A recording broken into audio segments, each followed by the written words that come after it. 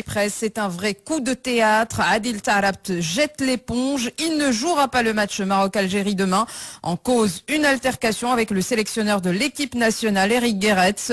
Nous avons joint Adil Taarabt. Il nous explique dans un entretien exclusif à Radio Mars les raisons de son départ.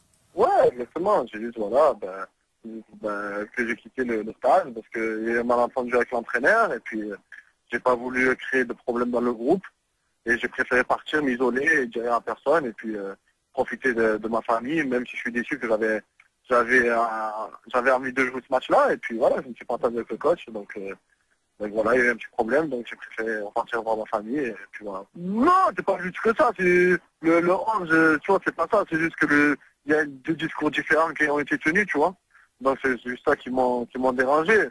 Après voilà, je sais que pour moi la seule chose qui me touche le plus c'est mais j'aurais aimé ne pas jouer, être là, même jouer 20 minutes, je sais que les supporters marocains ça leur aurait fait plaisir. Maintenant moi voilà, je sais que même sans moi, je sais très bien que l'équipe nationale ils peuvent faire un grand résultat et de bons joueurs et puis j'ai pas voulu créer de mauvaise ambiance dans le groupe. Donc j'ai préféré me retirer, tu vois, sans rien dire à personne. Donc voilà.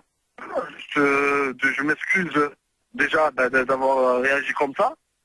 Donc, et vraiment, ce match-là, j'avais à cœur de le jouer puisque j'ai fini la saison le 8 mai et je suis parti le préparer tout seul au Maroc.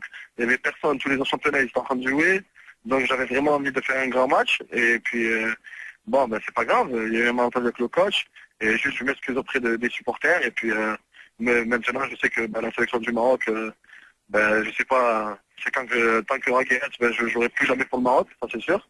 Et puis je représenterai le Maroc du mieux possible et faire plaisir à tous les supporters marocains du mieux possible dans le club, Inch'Allah. C'est fini, moi, c'est la sélection du Maroc, c'est fini. Tant qu'il y a Guéret, moi, c'est fini. Super bien, et à chaque fois qu'il y a une date pour jouer avec l'équipe nationale, il y a un problème, et ça met des problèmes dans ma famille, ils m'ont dit pourquoi tu réagis comme ça, et ils sont dégoûtés, et puis même moi, dans ma tête, malgré que j'ai pris cette décision, je suis dégoûté de pas être là pour samedi, donc, mais bon.